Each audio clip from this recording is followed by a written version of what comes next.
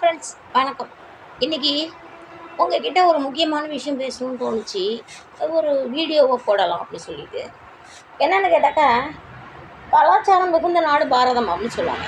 என்ன நாடு? கலாச்சாரம் மிகுந்த நாடு பாரதம். இங்கே கலாச்சாரம் எப்படியெல்லாம் வாழ்ந்து கொண்டிருக்கிறது. அதுவும் விவசாயத்தையோ பண்பாட்டையோ நாகரிகத்தையோ பொறுத்தவரை village is a backbone of India அப்படின்னு சொல்கிறாங்க இல்லையா? அந்த பேக் போனில் வில்லேஜில் நடனங்கள் அப்படிங்கிறது கூத்து அப்படின்னு சொல்கிறத விட ரொம்ப மோசமாக வேறு ஒரு வார்த்தையை யூஸ் பண்ணுற லெவலில் இருக்குங்க டான்ஸு.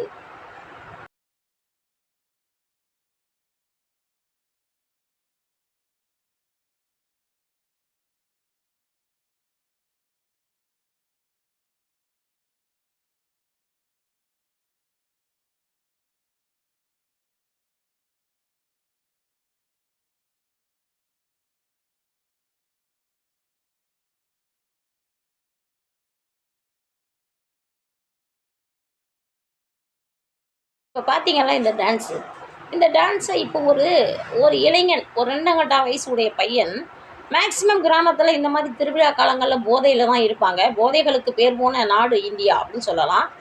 இப்போ போதையில் இருக்கிற ஒரு ஆசாமி இது போன்ற ஒரு நடனத்தை பார்க்கிறான் என்றால், அங்கே அவன் போகிற வழியில் ஒரு சிறுமி சிக்கலான்னு வச்சுக்கோங்களேன், அந்த சிறுமியை அவன் சின்ன பின்னமாக்க வாய்ப்பு இருக்கிறது.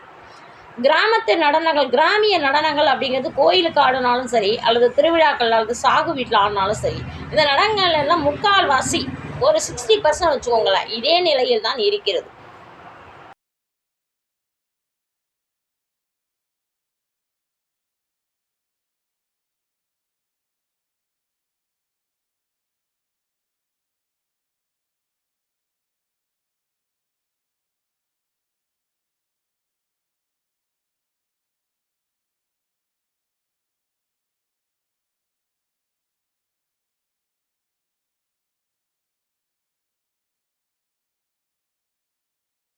மேலை நாடு அப்படின்னு சொல்கிறாங்க இல்லையா? மேலை நாடுகளில் திருமணத்தை பொறுத்த வரைக்கும் சொல்லுவாங்க, ஒருவனுக்கு ஒருத்தையை வாழ்வது இந்தியாவின் கலாச்சாரம், 1 மணி நேரத்துக்கு ஒருத்தராக வாழ்வது மேலை நாடுகளின் கலாச்சாரம்னு சொல்கிறாங்க. ஆனால் கிடையாதுங்க. அங்கே பண்பாடு பாதுகாக்கப்படுகிறது அப்படின்னு சொல்லிட்டு நான் ஒரு டான்ஸை பார்த்து தெரிஞ்சுக்கிட்டேன்.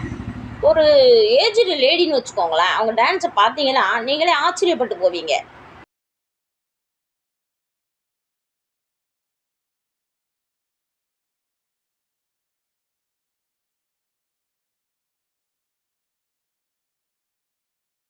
டான்ஸ் எதுக்காக ஆடுறாங்கன்னா, நிறைய அவங்க வீடியோஸ் நிறைய நான் பார்த்துருக்கேன். அதாவது அந்த நேரம் என்ன மதியான பசி வந்தால் என்ன சம்பாதிக்க முடியும், சம்பாதிச்சாங்கன்னா மதியானத்துக்கு என்ன சாப்பாடு. அவங்க ஒரு தள்ளாத வயதிலும் கூட அந்த நடனத்தை ஆடி பிறருக்கு சுமையாய் வாழாமல் அந்த நடனத்தை ஆடி அவங்கவுங்க சாப்பாட்டை மட்டும்தாங்க பார்த்துக்கிறாங்க. ஆனால் அவங்க நடனங்களை நீங்கள் 90% கவனிச்சிங்கன்னு சொன்னீங்கன்னா, அதில் செக்ஸுவல் சம்மந்தமான எந்த ஒரு இதுவும் இல்லாமங்க, வெறுமனே அவர்களுடைய உடல் அழகு, உடல் வாகு, அந்த நடனம், அவர்களுடைய உடல் அசைவு, இது மட்டும்தான் அந்த நடனத்தில் இருக்கும். எந்த ஒரு காமுகத்தன்மையும் அந்த நடனத்தில் இருக்காது.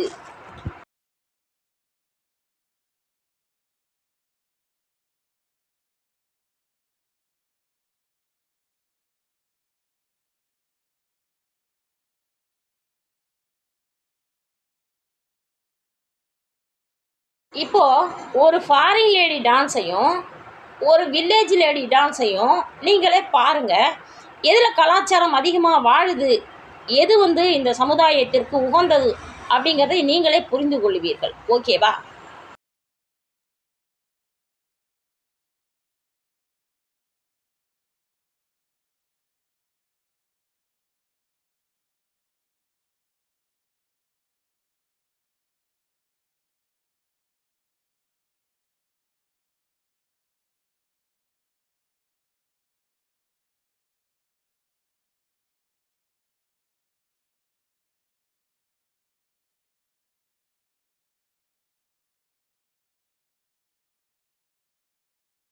பாடகர் ஒருத்தர் இருக்கார், அந்தோனி தாஸ்ன்னு நினைக்கிறேன்.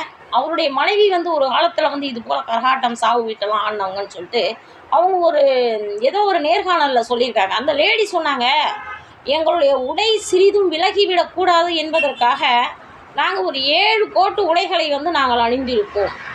ஏம்மா இப்படிலாம் நீங்கள் உடை அணிஞ்சி இப்படிலாம் கேவலமாக ஆடுறதை விட நேரடியாக நீங்கள் நடனம் இந்த கரகாட்டம்னு ஆடி பண்ணுறதை விட இப்போ ஆடுற பெண்களை சொல்லுகின்றேன், இப்படி கரகாட்டம் ஆடுறதை விட நேரடியாக நீங்கள் விபச்சாரத்தை ஒரு ரூமுக்குள்ளார அரங்கேற்றி போகலாம். இதை விட கௌரவமாக இருக்கும் இல்லையா? அதனால் நான் வந்து இன்னைக்கு வந்து பொதுமக்களுக்கு என்ன சொல்கிறேன், வில்லேஜ் இந்த கிராம பஞ்சாயத்து தலைவர் இவங்க தான் இந்த கூத்தெல்லாம் அரங்கேற்றதை. இவங்கெல்லாம் மக்கள்கிட்ட காசை வாங்கிட்டோ கோயில் திருவிழாக்கள் இந்த மாதிரி கிராம பஞ்சாயத்துகளில் இந்த மாதிரி நடனங்களை கோயில் திருவிழாக்கள் வைக்கிறதையெல்லாம் வந்து தடை செய்யணுங்க.